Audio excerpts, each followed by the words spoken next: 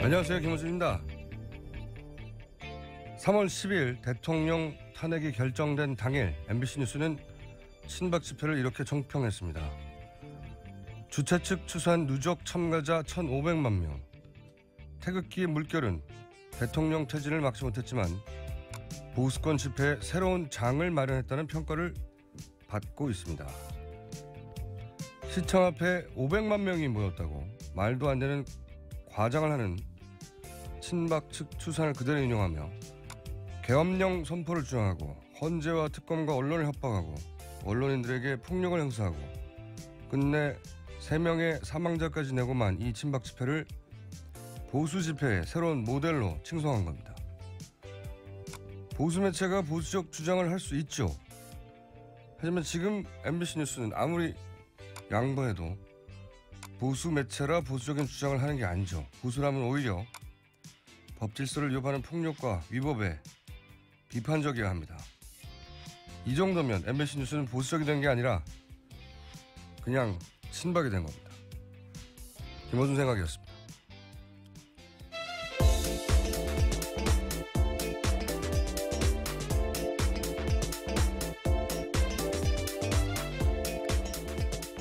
시사인의 김은지입니다. 네. 자, 또 뉴스를 한번 짚어가 볼까요? 어제는 저의 결정적 순간들 네. 해설만 있었고 어제 한 얘기 중에 빠뜨린 게 있어요. 결정적 순간, 결정적 숨어 있는 이 대목도 저는 작용한 것 같아요. 김기춘 전 비서실장이 블랙리스트라고 하는 사건으로 본인은 예상치도 못했을. 네, 그렇죠. 갑자기 구속됐지 않습니까? 김기춘 전 비서실장이 이 정보기관들을 장악하거나 통제하지 못하는 상황. 이것도 저는 대단히 큰 기여를 한 것 같아요. 네. 네, 이재용 부회장 영장 기각되고 바로 김기춘 실장의 영장이 나왔죠. 네. 생각해보면 하나하나가 굉장히 중요한 역할을 했는데 그중에서도 김기춘 전 비서실장의 부재. 예, 아주 되짚어보면 중요한 역할을 했다. 눈에 띄는 뭔가가 없었지 않습니까 그때? 네. 제가 그걸 하나 빠뜨렸어요. 네. 자, 새로운 뉴스 뭐가 있습니까? 네, 어제 이정미 재판관의 헤어롤 이야기 한참 했었었는데요. 네. 헌재가 이 헤어롤을 보관하는 방안을 검토하고 있다라는 경향신문 보도입니다. 헌재 관계자가 네. 뉴스 공정을 듣고 있는 것으로 그렇게 보입니다. 강력히 저는 추정하는 바입니다. 물론 그런 생각을 하실 수 있죠. 네, 따로. 하지만 저는 그냥 우깁니다. 뉴스 공정을 듣고 그렇게 된 것이라. 그만한 상징성이 있죠. 헤어롤 자체야 흔한 거지만 사실 그 외국의 박물관 기념관 가보면 아무것도 아닌 물건들 많거든요. 역사적 의미를 부여하면 되는 거니까요. 그렇죠. 예. 너의 이름을 불러주기 전에는 있잖아요. 예, 예. 김춘수 시인의 꽃이 되었네요. 아니 변기도 예술이 되는 거예요. 어떤 스토리의 의미를 부여하느냐에 따라서. 근데 헤어롤 자체는 아무것도 아니지만 그 전반적인 전체 과정, 뭐 그 사진이나 그 앞뒤에 세월호 7시간 때 머리 이야기라든지 그 앞뒤 사정을 전부 다 설명하고 우리는 다 기억하고 알고 있지만 한 50년 100년 지나면 이 헤어롤이 왜 중요한지 모르진 그 자체로는 중요하지 않은데 사진이나 그 전후의 사정을 설명 듣고 보면 굉장히 재밌는 기록할 만한 남길 만한 물건이라고 봅니다. 네. 네. 그래서 이 헤어롤을 지금 헌재가 확보할 예정이다라고 보도하고 있는데요. 네. 헤어롤은 현재 이정미 재판관 집에 있다라고 합니다. 그렇겠죠. 근데 본인이 그날 쓴 헤어롤이 그 두 개가 뭔지 어떻게 구분하죠? 따로 챙겨놨을 수도 있을 것 같습니다. 그렇기 때문에 네. 구분이 안 되기 때문에 저는 그 집에 있는 모든 헤어롤을 수거하여서 이 중에 두 개다라고 주장해야 된다고 봅니다. 자, 다음 뉴스는요. 네, 친박계 의원들이 자택 비서진을 꾸렸다라는 내용인데요. 역할을 배분해서 친박계 핵심 의원들이 박 전 대통령을 중심으로 빠르게 결집하고 있다라는 겁니다. 총괄에는 서청원 최경환 의원, 정무에는 윤상현 조원진 의원, 법률에는 김진태 의원, 공보에는 민경욱 의원 등입니다. 삼성동계가 이제 부화하는 거죠. 예, 뒤늦게 예. 아래에서 깨어나는 건 원래 이제 동교동계, 상도동계 이런 식으로 김영삼, 김대중 전 대통령 계보 라인들을 표현을 했었는데, 근데 차이가 있다면 이제 그분들은 민주화 운동을 하는 과정에서 자연스럽게 리더로 부상하고 그러면서 이제 대통령 만들기 위한 그런 계보가 된 건데, 여기서 이제 대통령 끝나고 본인들이 살려고 모이기 시작한 거죠. 다 죽을까봐. 네. 삼성동계가 탄생한다, 부화하고 있다. 오래 가지는 않을 거라고 봅니다. 저는 개인적으로. 자, 다음 순요. 네, 이 중 한 명인 조원진 의원이요. 어제 박 전 대통령 자택을 찾았습니다. 1시간 동안 있다 나왔는데요. 조 의원은 박 전 대통령을 만난 다음에 이렇게 전했습니다. 조금 몸이 안 좋은 것 같다면서요. 다리 발목을 다쳤다라고 근황을 전했고요. 또 보일러가 거의 작동이 안 돼서 거실이 추운 것 같다면서 조금 힘들어한다. 이렇게 이야기를 한 겁니다. 저는 이 뉴스를 보자마자 무슨 생각을 했냐면, 이 대통령, 전 대통령 소환, 수사 이런 얘기 계속 나오지 않습니까? 검찰도 나름의 스케줄을 가지고 있겠죠. 이분이 아프실 것 같아요. 네, 검찰도 그 전에. 이 대목을 네. 주목하고 있다고 합니다. 네. 아프다라는 부분요. 그 전에 뭐랄까요? 이런 거는 전문용어로 약을 친다고 하죠. 미리. 아프실 것 같아요. 예. 그 전에. 네, 이미 거동이 힘들다라는 취지의 이야기를 한 겁니다. 다리와 발목을 다쳤다라는 거거든요. 다리와 발목 정도가 아니라 몸이 안 좋은 것 같다는 표현 있잖아요. 네. 네. 저는 어쨌든 병원에 가시지 않을까. 조만간. 예. 그리고 이제 거실이 추운 것 같다 뭐 이런 얘기도 하는데, 그거 뭐 전기 난로나 많거든요. 예. 골로도 있고, 예. 온수 매트 핫팩도 있고요. 예. 그냥 옷 입어도 되고요. 그리고 요즘 에어컨은 냉난방도 되고요. 이게 이제 별일이 아닌데 이렇게 굳이 얘기하는 거 보면 그런 복선이 시작된 게 아닌가 싶습니다. 네. 그게 이제 발목을 삐셨다는 것도 이제 사저로 오는 과정에서 그랬다는 거잖아요. 네, 청와대에 나서기 전에 직원들과 인사하다가 다쳤다 이렇게 밝히고 있거든요. 글쎄요. 여하간 이 뉴스는 저는 소환에 응할 수가 없다. 네. 그 스케줄 따라. 왜냐하면 아플 예정이기 때문에. 예언과 같은 뉴스가 아닌가. 예. 약을 듬뿍 치기 시작하셨습니다. 어떻게 아프실 것 같으세요? 한번 예상해 볼까요? 저 다리에 다쳤다라는 부분이 아니죠. 아닌가요? 이거는 네. 다리는 이제 뭐 차 타고 가면 되잖아요. 제가 최근에 다쳐서 그런지 괜히 이 부분에 꽂힙니다. 네. 아니 그건 아닌 것 같고. 예. 조사를 받을 수 없는 정도로 네, 아프실 예정이거든요. 제가 보기에는 그럴 거라고 봅니다. 네. 예언 한번 해놓고 대략 한 500원 걸어놓습니다. 아프실 예정이다 조만간. 네. 자, 다음 뉴스는요.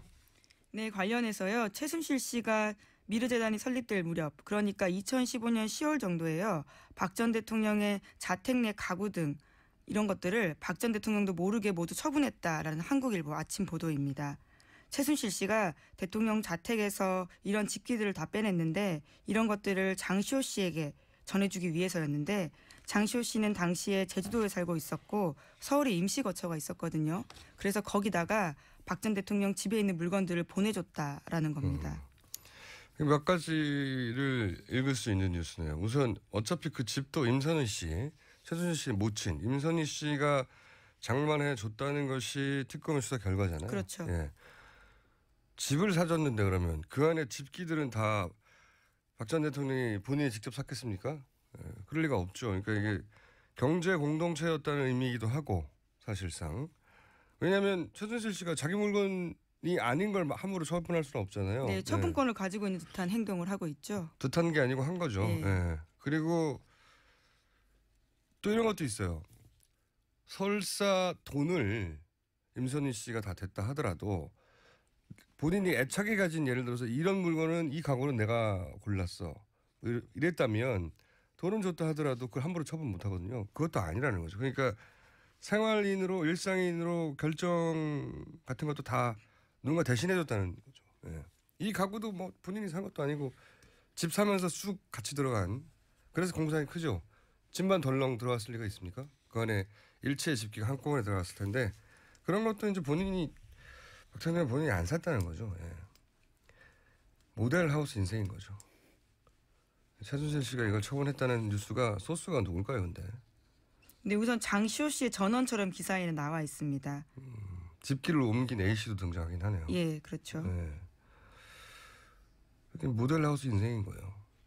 지금도 집기들이 그렇게 들어왔잖아요. 예. 자, 다음 뉴스는요? 네, 또 박 전 대통령 지지자 10명 넘게가요. 전날 자택 주변에서 밤을 지새웠습니다. 게다가 그 앞에서는 친박 시대들 간에 다툼도 벌어졌는데요.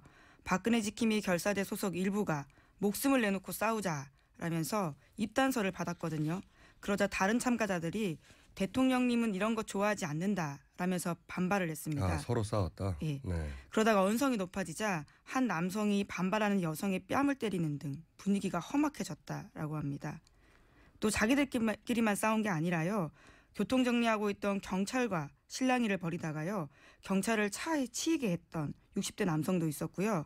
또 게다가 취재진과 경찰을 동시에 때려서 남성 2명이 현행범으로 체포됐습니다. 그리고 또 거기가 바로 동네거든요. 좁은 집들 굉장히 많습니다. 삼성동이어서요. 그런데 동네 주민들이 시끄럽다 이렇게 항의를 하자요. 시끄러우면 이사 가라 라고 소리치면서요. 충돌이 벌어지기도 했다고 합니다. 그분들은 지금 이사를 오신 거예요. 여기 친박 분들은 본인들이 그걸로 이사 온 거 마찬가지거든요. 이게 사실 박근혜 전 대통령 측에서 집 주변이 너무 시끄럽고 수면에 방해가 되고 주민들에게 방해가 된다라고 한마디만 하면 경찰이 다 물리칩니다. 당연히. 이런 일들이 계속 벌어지고 있다는 건 박 전 대통령 측이 그 집회를 사실상 원하는 거예요. 냅두고 있는 겁니다. 그렇죠. 예, 예. 네, 이게 이제 주택가기 때문에 집회 신고한다고 해가지고 집회 신고한다 다 저기 막지 않는 게 아니거든요. 네, 생활평온이라는 이유로요. 집 주변에는 사실 막는 경우가 많습니다. 그래서 제가 하수라는 겁니다. 이런 뉴스 나올수록 이 친박 진영이 아무런 도움이 안 되는 정도를 넘어서 사람들을 짜증나게 하는 거거든요. 모두를. 이거는 보수 진영의 그 충분히 박근혜 대통령에 대한 동정심을 가질 만한 층마저 고개를 돌리게 만드는 거예요. 이렇게 하수인지 모르겠어요.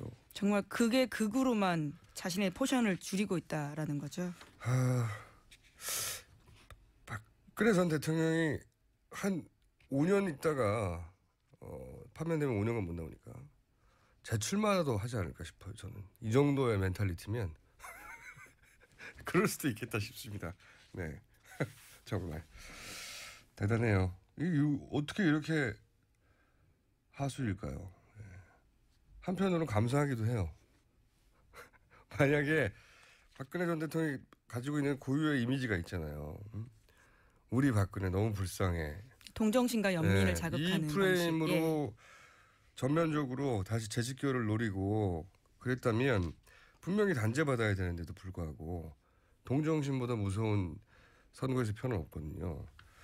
그럼 다시 한번 새가 어느 정도는 살아서 여면이 계속해서 소멸하지 않고 이런 말도 안 되는 주장과 유세를 떨쳤을 텐데 참 반갑기도 합니다.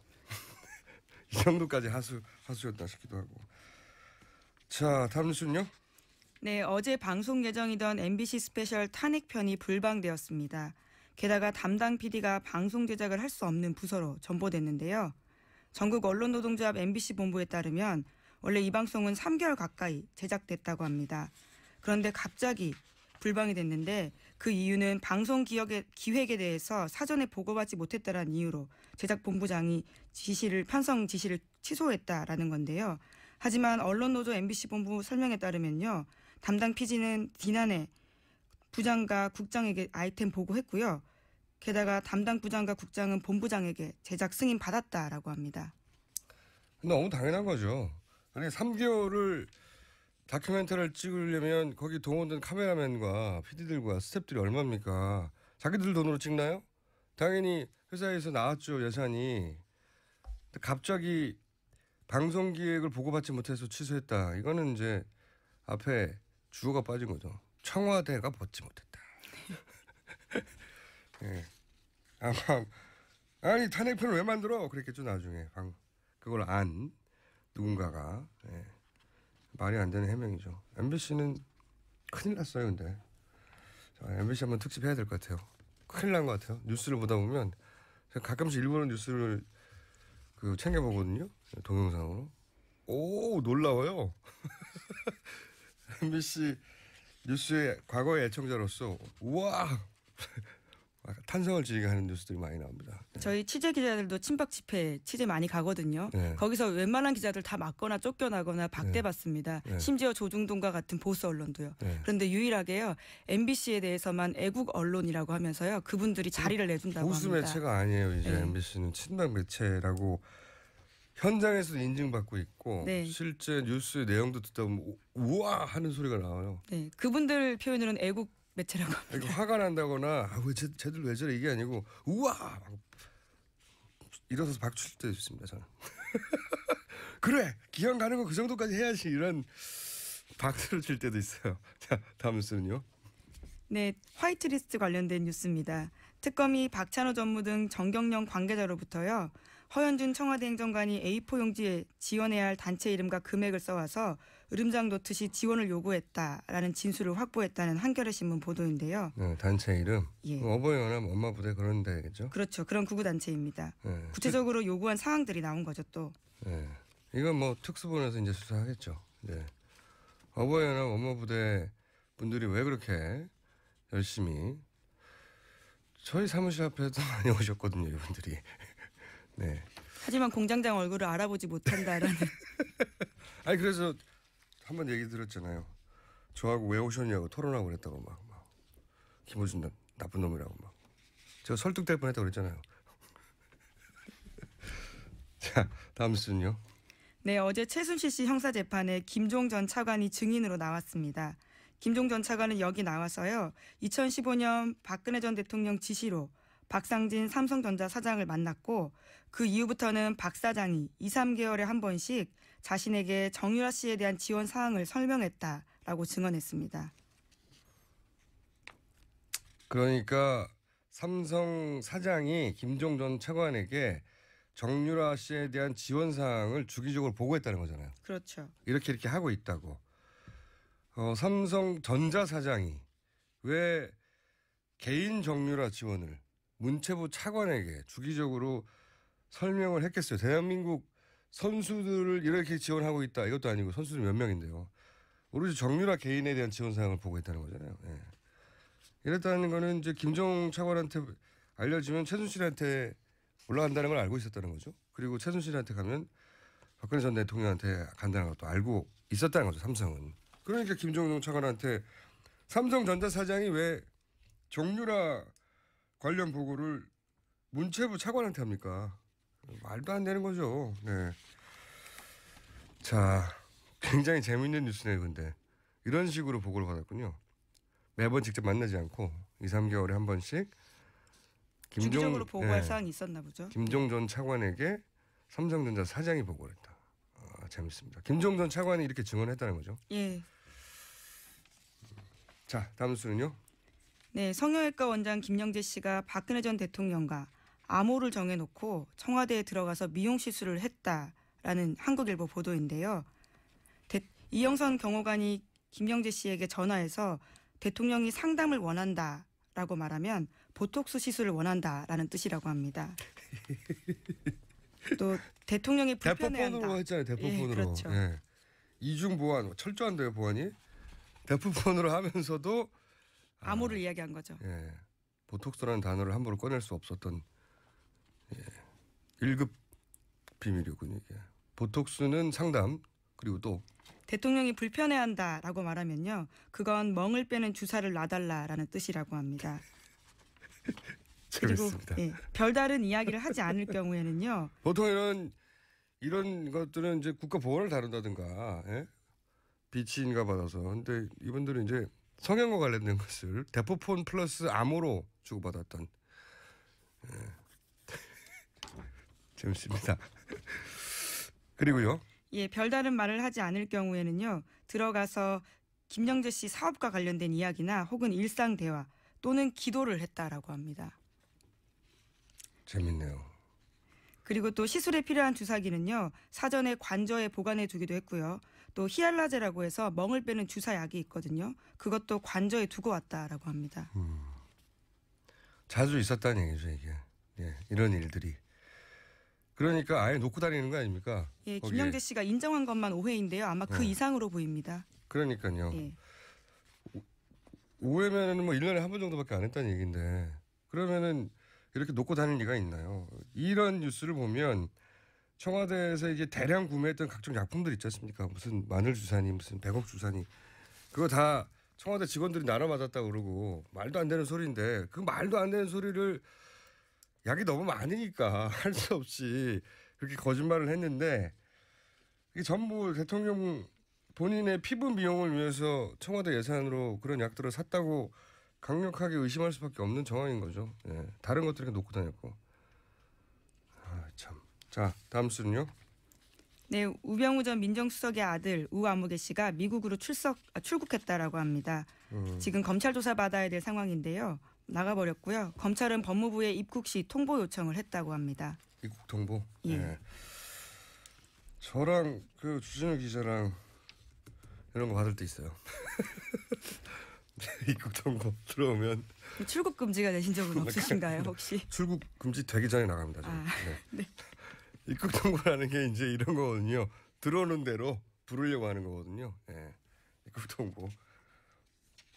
굉장히 반감된 단어 입국 통보. 네. 오늘 여기까지 하겠습니다. 네. 시사인의 김은지였습니다. 감사합니다. 첫 번째 인터뷰 시간입니다. 제19대 대통령 선거 예비 후보자로 선관위에 가장 먼저 등록한 분은 누굴까요? 오늘 그분이 나오셨습니다. 안녕하세요. 네, 안녕하세요. 심상정입니다. 네. 왜 이렇게 바쁘게 일본 근데 타자로. 제가 가보니까요. 네. 첫 번째가 아니고 두 번째더라니까. 누가 먼저? 제가 조남은 기억을 못 하는데요. 불심으로 대동단결 이런. 그건 아니고 정치인이 아니신 그러니까 그런. 기업하시는 분이 한 분 등록을 했대요. 아, 일본 타자로. 야, 일본을 뺏기셨네. 그래서 정당 소속으로는 제가 정당 소속으로는. 네, 제가 최초로 했습니다. 최초로 누가 하셨는지 저희가 한번 알아봐서 예. 미니 인터뷰를 한 3분 정도 하죠. 어쨌든 그걸 노리신 거 아닌가 싶은데. 자, 왜 이렇게 급하게 하셨어요, 근데? 급하게 한 게 아니고 정상적으로 한 거죠. 준비가 다 됐기 때문에. 그러니까 오래전에? 숨겨진 진실이 하나 확인된 겁니다. 출마할 때부터 네. 완주 여부 질문 공세에 시달렸던 후보가 네. 두 달 후에 투표용지에 이름을 올릴 네. 후보로 확정된 유일한 후보다. 네. 그게 정의당에 그만큼 후보가 없었다는 뜻도 되는 거 아니에요? 아니죠. 그만큼 이제 아니면 너무 마음이 급했다. 꼴찌였어 지지율이. 꼴찌는 아니지. 꼴찌 아니고 제 뒤로도 수두룩 있어요. 아니까. 지금 이제 원내 정당 막 중에. 지금 몸풀 그 지지율이 몸풀기에 들어간 것 같습니다. 근데 지금 탄핵 그 지지 여론조사 기간마다 좀 다르긴 한데 탄핵 인용된 직후에 나온 발표 중에 보면 네. 정당 지지율이 3위에 오른 것도 있어요. 네, 8.6까지 갔었죠. 네. 네. 근데 뭐 그동안에 탄핵 국면에서 예. 이제 우리 정의당이 좀 열심히 했거든요. 예. 그래서 우리 당원들이 느끼는 체감 지지율은 높은데 예. 이제 체감 지지율은 발표되는 심박 지표도 지지율이 굉장히 높은 것 낮아가지고 같은데. 예. 낮아가지고 그 당원들이 실망했어요. 탄핵 소추를 열심히 하니까 5당으로 밀리고 정치 뉴스에서 사라졌다. 예. 그랬는데 최근 들어서 조금 오르고 있는 것 같습니다. 그 이유는 뭘까요? 제 경험으로는 국민들이 정치인이나 정당이 한 일에 대해서 늘 기억하고 계세요. 그리고 필요할 때는 꺼내 쓴다. 네, 꺼내 쓰시죠. 지금 이제 탄핵이라고 꺼내실 때가 하는- 됐다고 봅니다. 탄핵이라고 하는 위중한 상황에서는 챙겨줄 여력이 좀 없었는데, 예. 지금 이제 탄핵되고 났더니 이제 더 나은 후보가 누군지 찾기 시작했다 이런 건가요? 그렇죠. 그러니까 이 이제 뭐 아직도 좀 그런 점이 있지만 대통령 파면되기 전까지는 오로지 사실 국민들이 관심이 대통령이었어요. 네. 뭐 언론에서 뭐 대선을 밀어붙였지만은 이제 박근혜 전 대통령 보고 있으면 빨리 교체해야 되겠다. 이런 이제 정권 교체 열망이 유력 정조인데 이제부터는 아마 본격적으로 촛불 요구를 실현할 수 있는 그런 정권 교체, 그런 정치 구도, 그런 대통령 후보 유심히 따지게 될 겁니다. 그전에는 빨리 파면을 요구하다가 이제는 빨리 수사를 요구하지 않을까요? 또다시 박근혜 전 대통령이 뉴스에 초점이 되지 않을까요? 이제 뭐 그렇게 되겠죠. 그렇게 되겠지만 네. 아마 그래도 낡은 세력을 심판했다, 한 고비 넘겼다 이런 안도감이 국민들에게 있을 겁니다. 좀 여유가 생겨가지고. 물론 이제 지금부터 관심은 이제 과거가 아니라 미래로 예. 아마 관심이 집중될 거예요. 새로운 삶, 새로운 대한민국 이게 슬로건 아닙니까? 우리 촛불 시민들의. 그래서 수사를 제대로 받을까요? 뭐 안 받을 도리가 있습니까? 검찰이 똑바로 해야죠. 제가 보기엔 아프실 이제 예정으로 지금 뭐 간파되던데. 아프시든 뭐 어디 어떠시든 간에 이제 본인이 예. 이제 불소지 특권이라는 방패가 사라졌기 때문에 그렇기 때문에 아프실 문제는 걱정. 피의자가 결정하는 게 아니고 예. 검찰이 결정해야 된다. 그래서 검찰이 저는 뭐 마지막 기회라고 생각해요. 지난번 특검 보면서 우리 국민들이 이 특검처럼 보통 검찰이 했더라면은 과연 이런 국정농단 뭐 정경유착 가능했겠냐. 그래서 검찰 개혁의 필요성을 더욱더 절실하게 이제 만약에 아프신다면 어떻게 아프실 것 같으세요? 박근혜 전 대통령이? 저는 아프실 것 같은 느낌이 들거든요. 그러세요? 역시 늘 한 발 앞서 가시는 우리 총수님이시네. 그러면 뭐 저 휠체어라도 갖다 그렇죠. 예, 휠체어를 가지고 저 검찰로 모셔야죠. 뭐. 승복 메시지도 안 나오는 거는 예상하셨죠, 사실.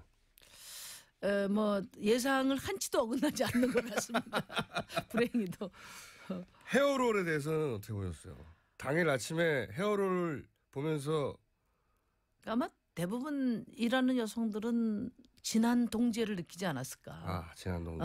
아주 익숙한 자기 모습을 봤을 거예요. 네. 이게 정수리 뽕이라고 부르는데 여성들에게 굉장히 치명적인 부위라면서요. 여기가. 예, 거기가 자고 나면 항상 거기가 주저앉기 때문에 네. 저도 늘 거기다가 헤어롤을 2-3개를 합니다. 근데 네. 저는 그날 그 이정미 재판관의 헤어롤을 보면서 오늘 파면 확정이구나 이렇게 생각했어요. 아 그래요? 그래서 얼마나 긴장했으면 얼마나 내 사명을 오늘 진짜 제대로 해야 된다 그런 긴장감이 있었으면은 헤어롤을 말고 왔겠어요. 그건 아전 인수 아닙니까? 아니에요. 여성들은 뭐 저도 그런 경우가 많은데. 네. 아니 제 말은 너무 긴장해 이렇게 기각시킬 걸로 생각이 너무 긴장해서 그럴 수 있잖아요. 아니 그거는 이제 그 직감이죠. 통찰력. 그 아전 인수라고 합니다. 그런 거를. 제가 걱정했던 거는 뭐냐면은 예.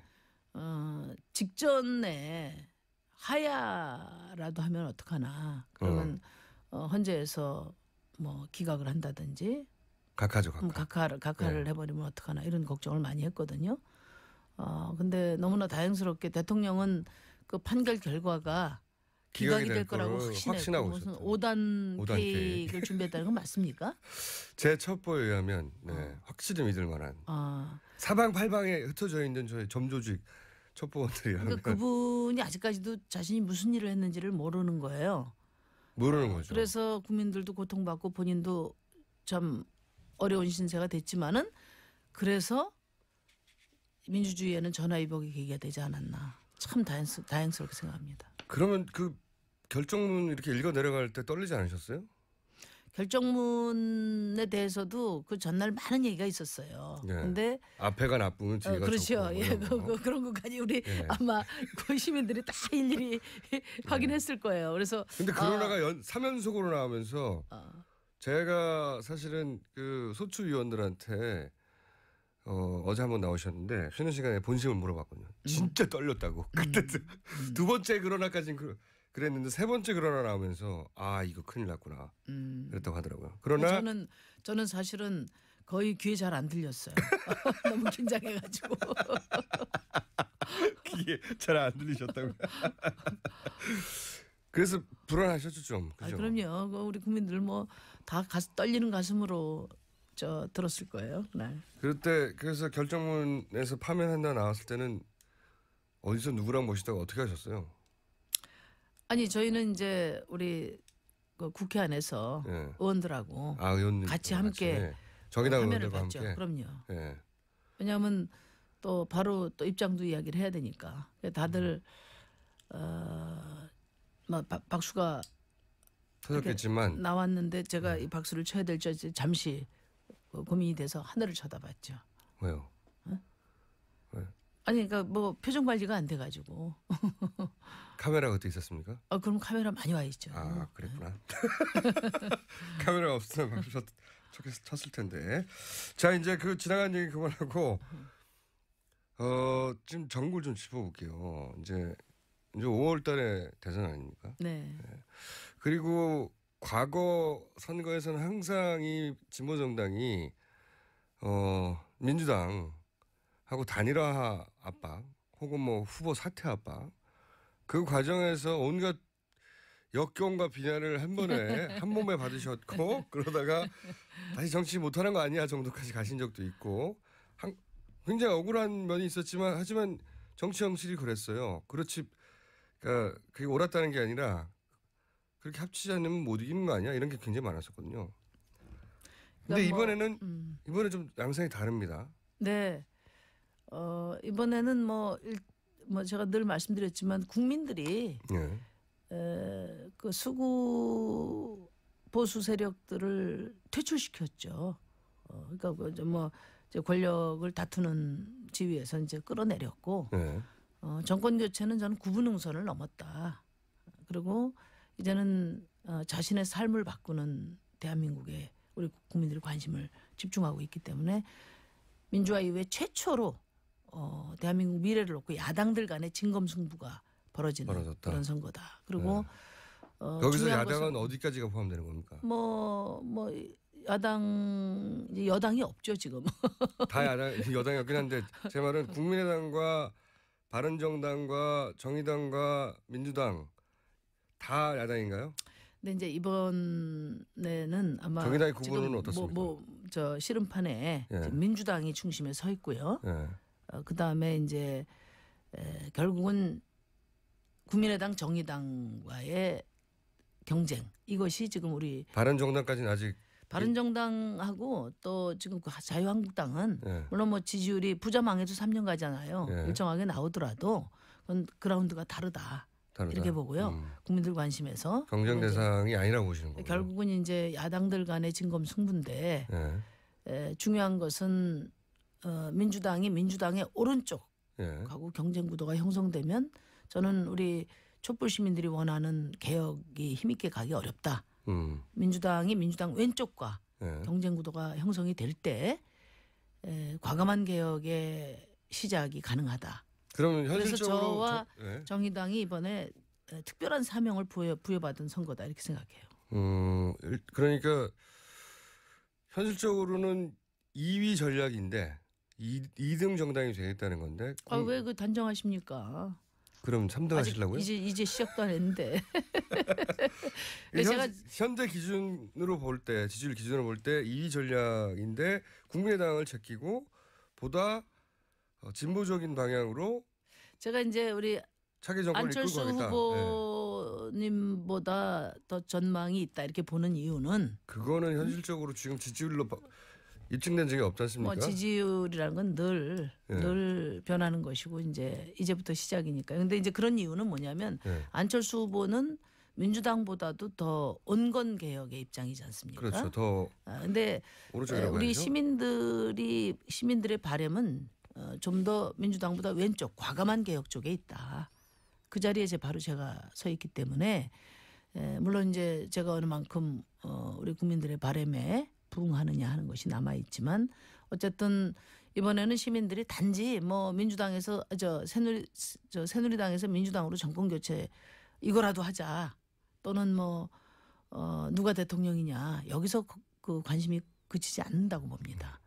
60년 된 이 기울어진 운동장 이 그 오른쪽으로 극단적으로 경도돼 왔던 이 정치판을 어떻게 바꾸느냐 이게 가장 큰 관심사 아니겠냐 그렇게 저는 보고 그래서 제가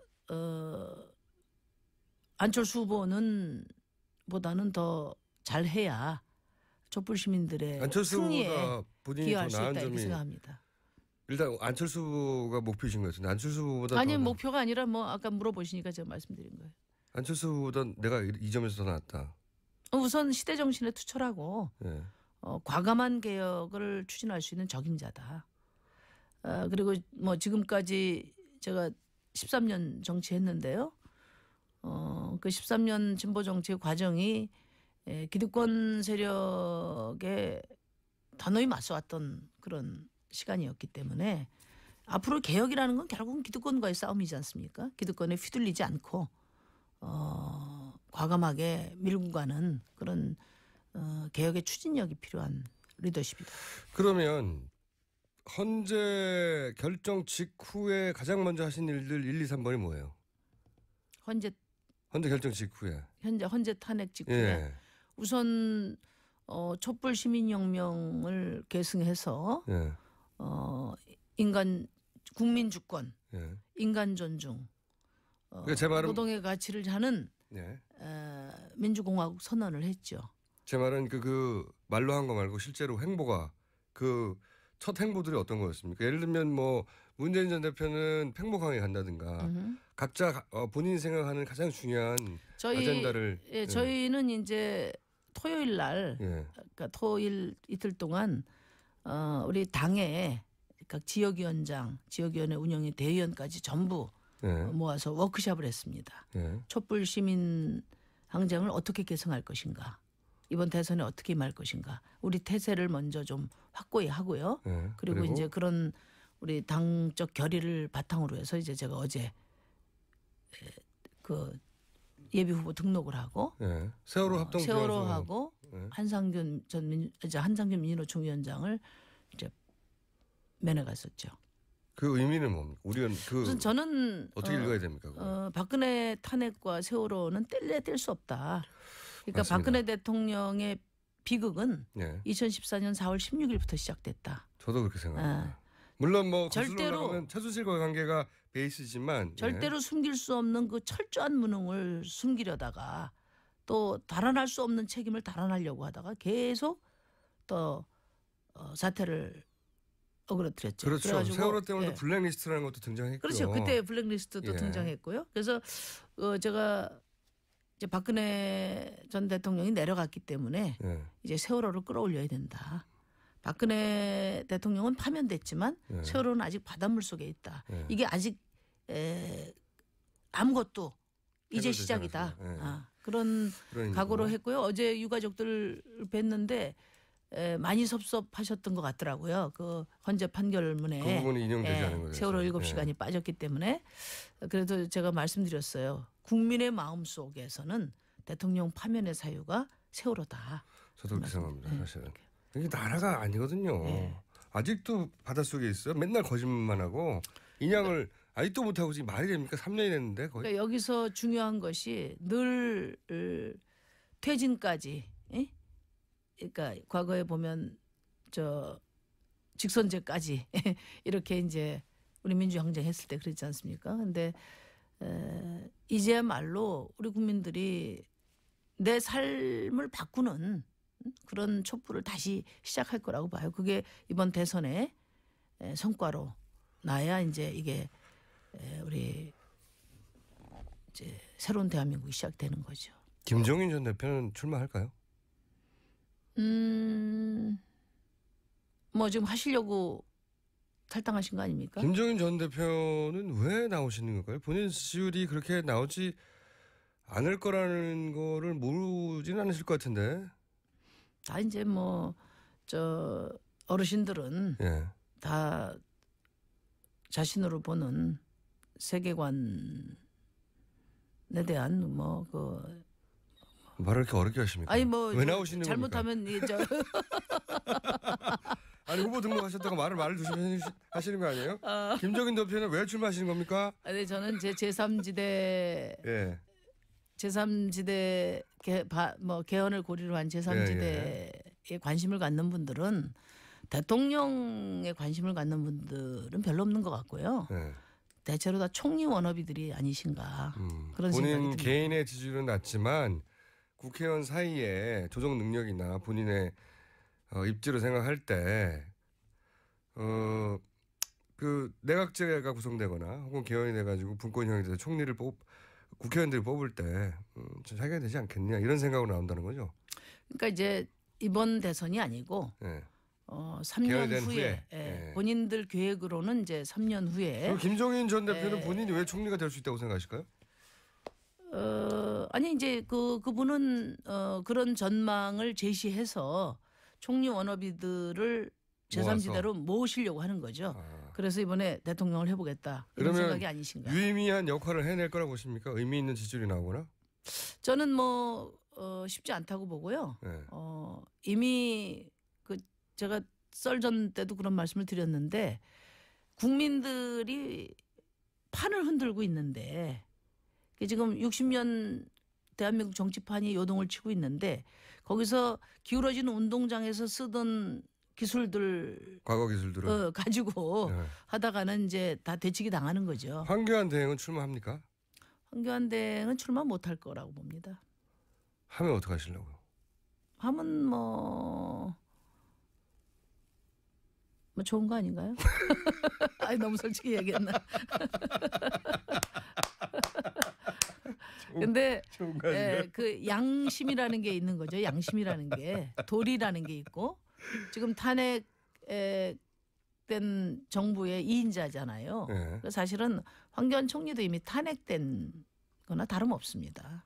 그러니까 최소한의 지금 선거 관리 잘 하고 이제 가시라 이런 건데 본인으로서는 이제 그렇게 되면 패족 총리로 남을 가능성이 크니까 출마하지 않고 이렇게 이 정부와 함께 마감되고 나면 검찰의 수사 대상이 될 수도 있잖아요. 물론이죠. 그러니까 오히려 정치적으로 살아남기 위해서 혹은 그 이유를 생각하기 위해서라도 출마해야 되지 않을까요? 물론 이 자유한국당의 요청도 있을 것이고요. 지지율도 한 10% 정도 선을 계속 유지하고 있고요. 그러니까 근데 황교안 총리가 그렇게 천지분간을 못하는 사람이라고 생각은 안 듭니다. 왜냐하면은 말을 그렇게 막 하십니까? 그러면 남은 천지분간이 그래서 못하는 사람이 되는 거잖아요. 저는 그 황교안 권한대행이 예. 최소한의 어떤 그 양심과 도리를 잊지 말고 권한대행을 마무리하기를 바랍니다. 그 국민의 하여튼 간절한 바람이죠. 그분들끼리 생각하는 그분들 나름의 도리가 또 있을 테니까요. 저는 가능성이 개인적으로 높다고 보긴 합니다만 하여튼 나오면 감사하게 생각하신다는 거죠. 본인이 황교안 대행이 후보가 되면 황교안 대행 정도는 내가 이길 수 있다고 생각하시는 거예요? 지금은 이제 보수를 지지했던 분들이 지금 어디 마음 둘 데가 없으시잖아요. 그렇죠. 네, 그러니까 황교안 총리로 이렇게 뭐 잠시. 지지가 몰리는 건데 이제 대선 주자로서의 황교안이 과연 말이 되나 이런 생각을 당연히 하시지 않겠어요? 네. 자, 홍준표 도지사 오늘 이렇게 저 머리 아픈 분들을 자꾸만 꺼내십니까? 홍준표 도지사 지지율 최종 지지율은 몇 프로 예상하십니까? 근데 자유한국당 후보가 되시겠나요? 글쎄요, 다퉈봐야 알겠죠. 저 박근혜 대통령에 대한 충성도가 낮기 때문에 쉽지 않을 것 같은데요. 이번 대선에서 가장 중요한 이슈는 뭐가 될 것 같고 그리고 심상정 후보님의 등록하셨으니까 이제 후보라고 불러도 되겠네요. 후보님의 메인 메시지는 뭡니까 이번에? 그러니까 정치도 경제도 먹고 살기 위한 수단이자 방편이잖아요. 결국은 잘 먹고 잘 살려고 하는 거죠. 네, 결국은. 먹고 살면서 존엄성을 지키는 거. 그렇죠. 그 자리 좀 차이가 나는 거죠. 진보하고 네, 보수가. 그게 지금 우리 국민들이 가장 바라는 것이고, 네.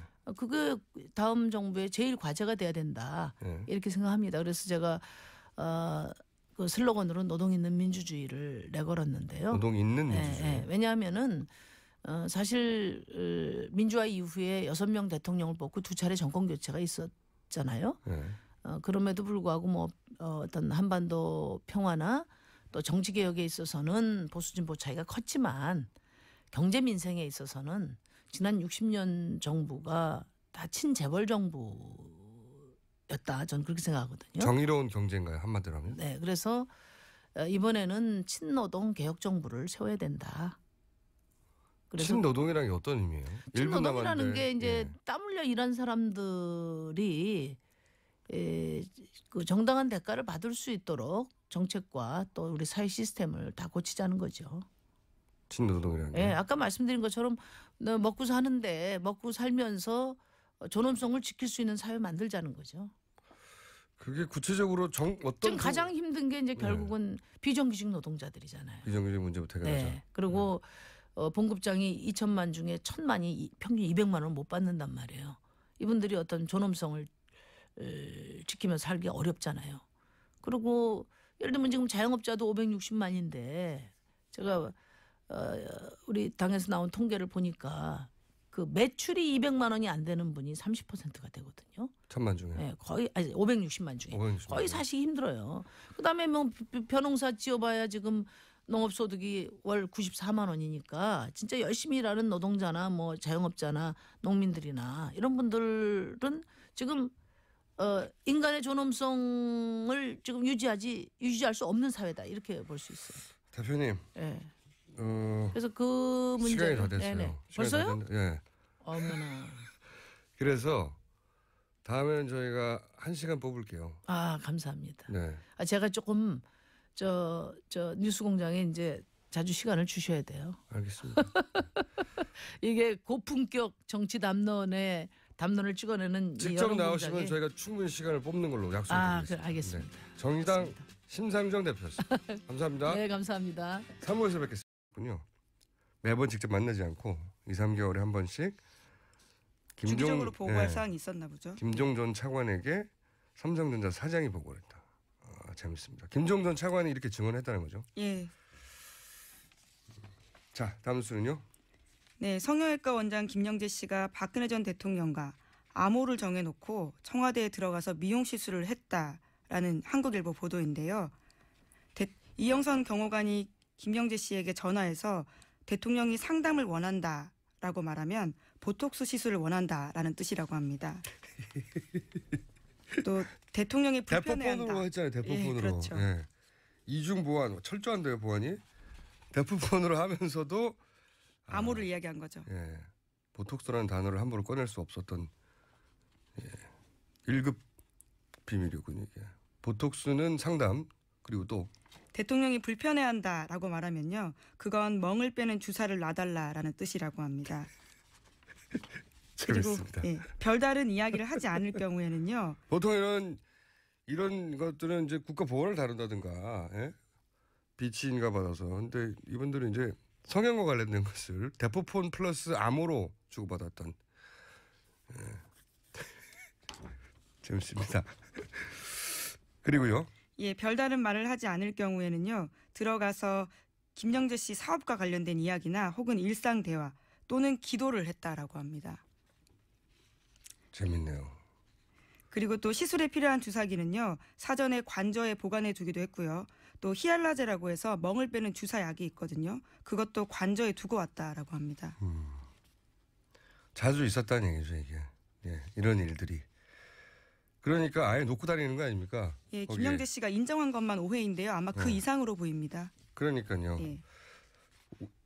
오해면은 뭐 1년에 한 번 정도밖에 안 했다는 얘기인데 그러면은 이렇게 놓고 다닐 리가 있나요? 이런 뉴스를 보면 청와대에서 이게 대량 구매했던 각종 약품들 있지 않습니까? 무슨 마늘 주사니 무슨 100억 주사니 그거 다 청와대 직원들이 나눠 맞았다고 그러고 말도 안 되는 소리인데 그 말도 안 되는 소리를 약이 너무 많으니까 할 수 없이 그렇게 거짓말을 했는데 이게 전부 대통령 본인의 피부 미용을 위해서 청와대 예산으로 그런 약들을 샀다고 강력하게 의심할 수밖에 없는 정황인 거죠. 예. 다른 것들은 놓고 다녔고.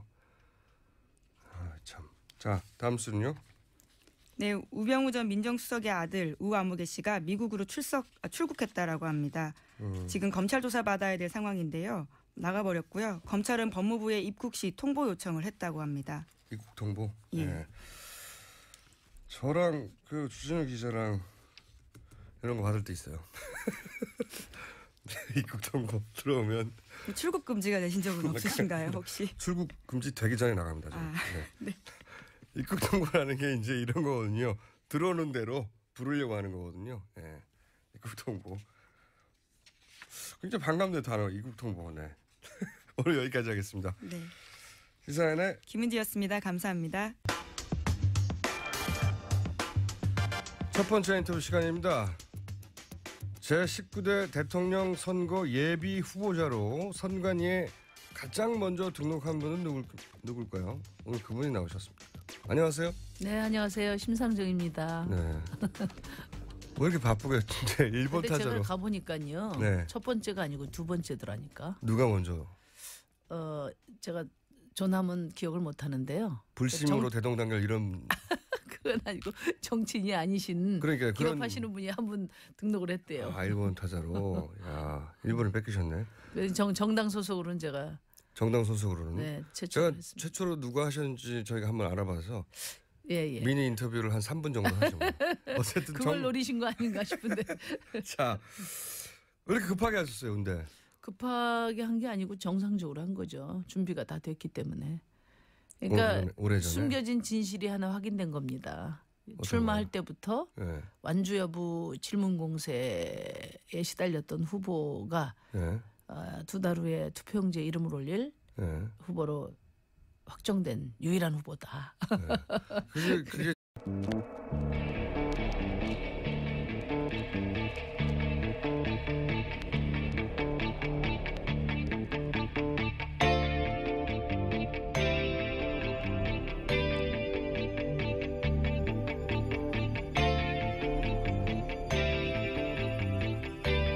안녕하세요, 김호준입니다. 3월 10일 대통령 탄핵이 결정된 당일 MBC 뉴스는 친박 집회를 이렇게 총평했습니다. 주최 측 추산 누적 참가자 1,500만 명. 태극기의 물결은 대통령 퇴진을 막지 못했지만 보수권 집회에 새로운 장을 마련했다는 평가를 받고 있습니다. 시청 앞에 500만 명이 모였다고 말도 안 되는 과장을 하는 친박 측 추산을 그대로 인용하며 계엄령 선포를 주장하고 헌재와 특검과 언론을 협박하고 언론인들에게 폭력을 행사하고 끝내 3명의 사망자까지 내고만 이 친박 집회를 보수 집회의 새로운 모델로 칭송한 겁니다. 보수 매체가 보수적 주장을 할 수 있죠. 하지만 지금 MBC 뉴스는 아무리 양보해도 보수 매체라 보수적인 주장을 하는 게 아니죠. 보수라면 오히려 법 질서를 위협하는 폭력과 위법에 비판적이어야 합니다. 이 정도면 MBC 뉴스는 보수적이 된 게 아니라 그냥 친박이 된 겁니다. 김어준 생각이었습니다.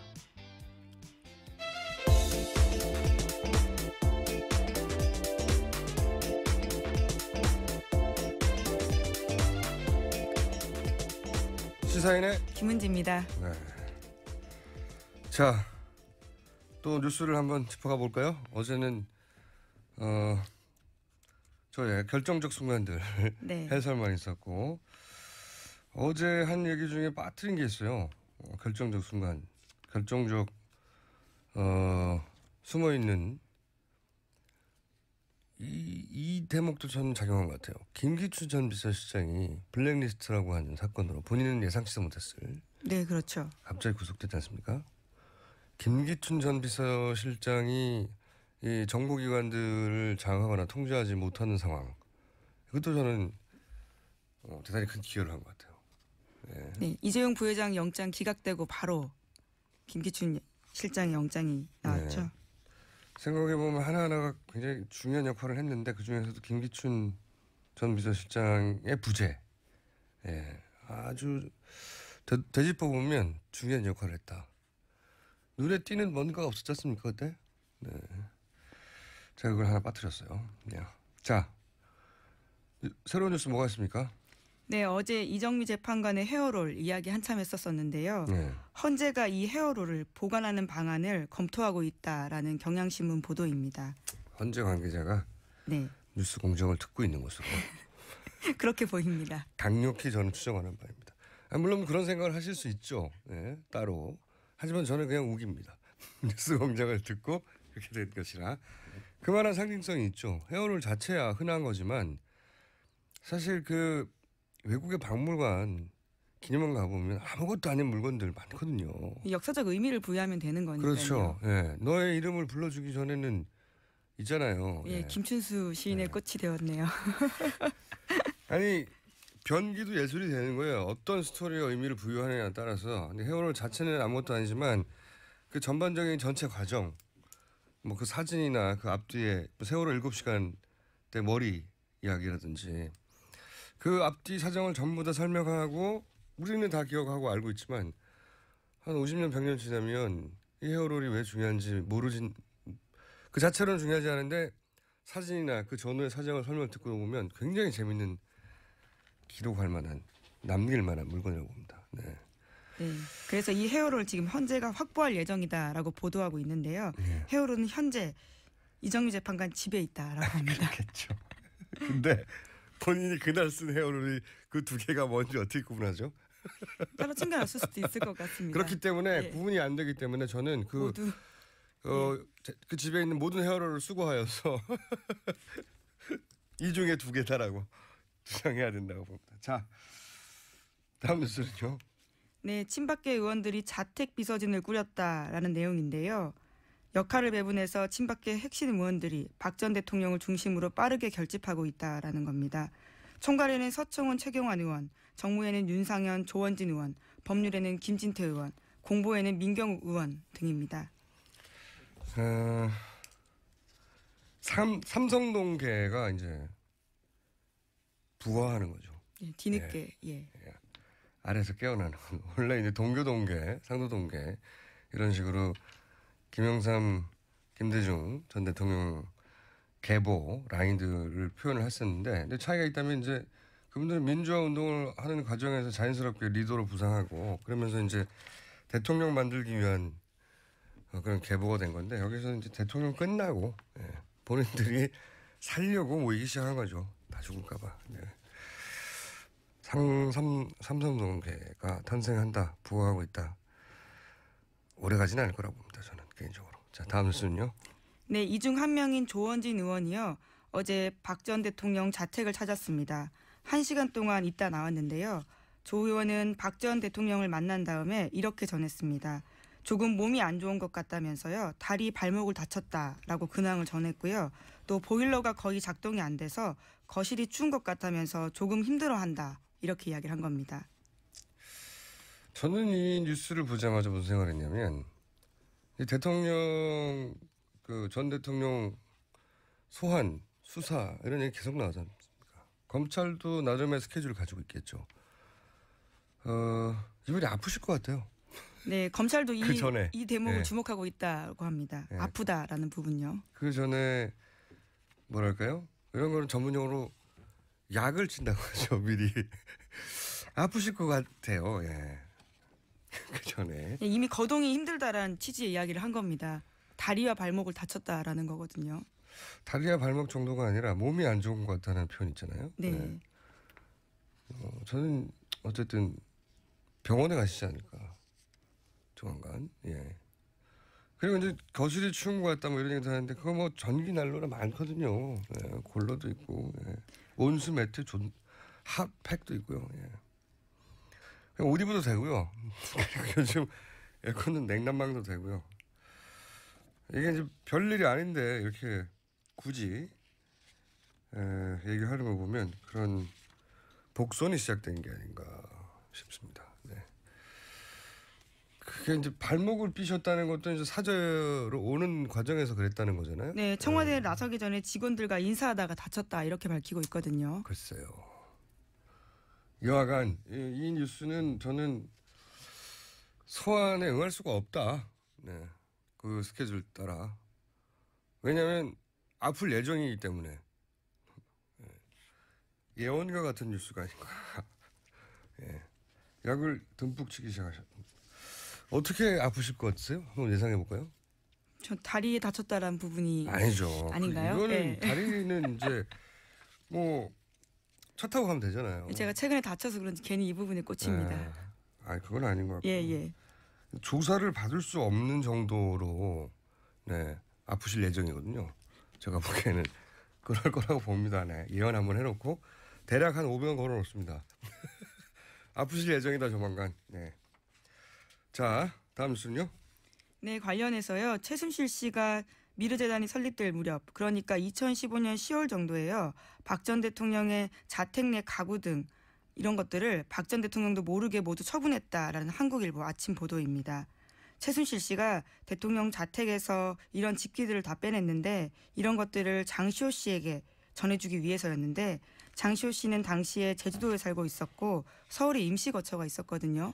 그래서 거기다가 박 전 대통령 집에 있는 물건들을 보내줬다라는 겁니다. 몇 가지를 읽을 수 있는 뉴스네요. 우선 어차피 그 집도 임선희 씨, 최순실 씨의 모친 임선희 씨가 장만해 줬다는 것이 특검의 수사 결과잖아요. 그렇죠. 예. 집을 사줬는데 그러면 그 안에 집기들은 다 박 전 대통령이 본인이 직접 샀겠습니까? 예, 그럴 리가 없죠. 그러니까 이게 경제 공동체였다는 의미이기도 하고 사실상. 왜냐하면 최순실 씨가 자기 물건이 아닌 걸 함부로 처분할 수는 없잖아요. 네, 처분권을 가지고 있는 듯한 행동을 하고 있죠. 듯한 게 아니고 한 거죠. 네. 예. 그리고 또 이런 것도 있어요. 설사 돈을 임선희 씨가 다 됐다 하더라도 본인이 애착이 가진 예를 들어서 이런 물건은 이 가구는 내가 골랐어. 이랬다면 돈은 줬다 하더라도 그걸 함부로 처분 못 하거든요. 그것도 아니라는 거죠. 그러니까 생활인으로 일상인으로 결정 같은 것도 다 누군가 대신해 줬다는 거죠. 예. 이 가구도 뭐 본인이 산 것도 아니고 집 사면서 쑥 같이 들어간 그래서 공사이 크죠. 집만 덜렁 들어갔을 리가 있습니까? 그 안에 일체의 집기가 한꺼번에 들어갔을 텐데 그런 것도 이제 본인이 박찬현 본인이 안 샀다는 거죠. 예. 모델 하우스 인생인 거죠. 최순실 씨가 이걸 처분했다는 뉴스가 소스가 누굴까요, 근데? 네, 우선 장시호 씨의 전원처럼 기사에는 나와 있습니다. 집기를 옮긴 A 씨도 등장하긴 하네요. 예, 그렇죠. 예. 모델 하우스 인생인 거예요. 지금도 집기들이 그렇게 들어갔잖아요. 예. 자, 다음 뉴스는요? 네, 또 박 전 대통령 지지자 10명 넘게가요. 전날 자택 주변에서 밤을 지새웠습니다. 게다가 그 앞에서는 친박 시대들 간에 다툼도 벌어졌는데요. 박근혜 지킴이 결사대 소속 일부가 목숨을 내놓고 싸우자라면서 입단서를 받았거든요. 그러자 다른 참가자들이 대통령님은 이런 거 좋아하지 않는다라면서 반발을 했습니다. 아, 서로 싸웠다. 예. 네. 그러다가 언성이 높아지자 한 남성이 반발하는 여성의 뺨을 때리는 등 분위기가 험악해졌다라고 합니다. 또 자기들끼리만 싸운 게 아니라요. 교통정리하고 있던 경찰과 실랑이를 벌이다가요. 경찰을 차에 치이게 했던 60대 남성도 있었고요. 또 게다가 취재진과 경찰을 동시에 때려서 남성 2명이 현행범으로 체포됐습니다. 그리고 또 거기가 바로 동네거든요. 좁은 집들 굉장히 많습니다. 삼성동이어서요. 그런데 동네 주민들이 시끄럽다 이렇게 항의를 하자요. 시끄러우면 이사 가라 라고 소리치면서요. 충돌이 벌어지기도 했다고 합니다. 그분들은 지금 이사를 오신 거예요. 여기 친박 분들은 본인이 그걸로 이사 온 거 마찬가지거든요. 이게 사실 박근혜 전 대통령 측에서 집 주변이 너무 시끄럽고 수면에 방해가 되고 주민들에게 방해가 된다라고 한마디만 하면 경찰이 다 물리칩니다. 당연히. 이런 일들이 계속 벌어지고 있다는 건 박 전 대통령 측이 그 집회를 사실상 원하는 거예요. 냅두고 있는 겁니다. 그렇죠. 예, 예. 네, 이게 이제 주택가이기 때문에 집회 신고한다고 해가지고 집회 신고한다 다 저기 막지 않는 게 아니거든요. 네, 생활평온이라는 이유로요. 집 주변에는 사실 막는 경우가 많습니다. 그래서 제가 하수라는 겁니다. 이런 뉴스 나올수록 이 친박 진영이 아무런 도움이 안 되는 정도를 넘어서 사람들을 짜증나게 하는 거거든요. 모두를. 이거는 보수 진영의 그 충분히 박근혜 대통령에 대한 동정심을 가질 만한 층마저 고개를 돌리게 만드는 거예요. 이렇게 하수인지 모르겠어요. 정말 극의 극으로만 자신의 포션을 줄이고 있다라는 거죠. 박근혜 전 대통령이 한 5년 있다가 파면되면 5년간 못 나오니까 재출마도 하지 않을까 싶어요. 저는 이 정도의 멘탈리티면 그럴 수도 있겠다 싶습니다. 네, 정말 대단해요. 어떻게 이렇게 하수일까요? 네. 한편으로는 감사하기도 해요. 만약에 박근혜 전 대통령이 가지고 있는 고유의 이미지가 있잖아요. 우리 박근혜 너무 불쌍해. 동정심과 연민을 네, 자극하는 이 프레임으로 방식. 전면적으로 다시 재집결을 노리고 그랬다면 분명히 단죄받아야 되는데도 불구하고 동정심보다 무서운 선거에서 편은 없거든요. 그럼 다시 한번 새가 어느 정도는 살아서 여면이 계속해서 소멸하지 않고 이런 말도 안 되는 주장과 유세를 떨쳤을 텐데 참 반갑기도 합니다. 이 정도까지 하수였다 싶기도 하고. 자, 다음 뉴스는요? 네, 어제 방송 예정이던 MBC 스페셜 탄핵편이 불방되었습니다. 게다가 담당 PD가 방송 제작을 할 수 없는 부서로 전보됐는데요. 전국 언론노동조합 MBC 본부에 따르면 원래 이 방송은 3개월 가까이 제작됐다고 합니다. 그런데 갑자기 불방이 됐는데 그 이유는 방송 기획에 대해서 사전에 보고받지 못했다는 이유로 제작본부장이 편성 지시를 취소했다라는 건데요. 하지만 언론노조 MBC 본부 설명에 따르면요. 담당 PD는 지난해 부장과 국장에게 아이템 보고했고요. 게다가 담당 부장과 국장은 본부장에게 제작 승인 받았다라고 합니다. 너무 당연한 거죠. 아니 3개월을 다큐멘터리를 찍으려면 거기 동원된 카메라맨과 PD들과 스태프들이 얼마입니까? 자기들 돈으로 찍나요? 당연히 회사에서 나왔죠, 예산이. 갑자기 방송 기획을 보고받지 못해서 취소했다. 이거는 이제 앞에 주어가 빠진 거죠. 청와대가 벗지 못했다. 네. 아니 탄핵편을 왜 만들어? 그랬겠죠 나중에. 그걸 안 누군가가. 네. 말이 안 되는 해명이죠. MBC는 큰일 났어요, 근데. 자, MBC 한번 특집 해야 될 것 같아요. 큰일 난 것 같아요. 뉴스를 보다 보면 제가 가끔씩 일본어 뉴스를 챙겨보거든요. 동영상으로. 오, 놀라워요. MBC 뉴스의 과거의 애청자로서 우와 탄성을 지르게 하는 뉴스들이 많이 나옵니다. 네. 저희 취재 기자들도 친박 집회 취재 많이 가거든요. 네. 거기서 웬만한 기자들 다 맞거나 쫓겨나거나 박대받습니다. 네. 심지어 조중동과 같은 보수 언론도요. 네. 그런데 유일하게요. MBC에 대해서만 애국 언론이라고 하면서요. 그분들이 자리를 내준다고 보수 합니다. 매체가 아니에요. 이제 네. MBC는 친박 매체라고 현장에서도 인증받고 있고 네. 실제 뉴스 내용도 듣다 보면 우와 하는 소리가 나와요. 네, 그분들 표현으로는 애국 매체라고 합니다. 이거 화가 난다거나 왜 쟤들 왜 저래 이게 아니고 우와 막 일어서서 박수 칠 때도 있습니다. 저는. 그래 기왕 가는 거 그 정도까지 해야지 이런 박수를 칠 때도 있어요. 자 다음 뉴스는요. 네, 화이트리스트 관련된 뉴스입니다. 특검이 박찬호 전무 등 정경련 관계자로부터요. 허현준 청와대 행정관이 A4 용지에 지원해야 할 단체 이름과 금액을 써와서 으름장 놓듯이 지원을 요구했다라는 진술을 확보했다는 한겨레 신문 보도인데요. 네, 단체 이름. 예. 어버이연합 엄마부대 그런 데겠죠. 그렇죠. 그런 구구단체입니다. 네. 구체적으로 요구한 사항들이 나온 거죠 또. 네. 이건 뭐 특수본에서 이제 수사하겠죠. 네. 어버이연합 엄마부대 분들이 왜 그렇게 열심히 저희 사무실 앞에도 많이 오셨거든요, 이분들이. 네. 하지만 공장장 얼굴을 알아보지 못한다라는. 아니 그래서 한번 얘기 들었잖아요. 저하고 왜 오셨냐고 토론하고 그랬다고 막 김호준 나쁜 놈이라고 막. 제가 설득될 뻔했다고 그랬잖아요. 자 다음 뉴스는요. 네, 어제 최순실 씨 형사재판에 김종 전 차관이 증인으로 나왔습니다. 김종 전 차관은 여기 나와서요. 2015년 박근혜 전 대통령 지시로 박상진 삼성전자 사장을 만났고 그 이후부터는 박 사장이 2, 3개월에 한 번씩 자신에게 정유라 씨에 대한 지원 사항을 설명했다라고 증언했습니다. 그러니까 삼성 사장이 김종 전 차관에게 정유라 씨에 대한 지원 사항을 주기적으로 보고했다는 거잖아요. 그렇죠. 이렇게 하고 있다고.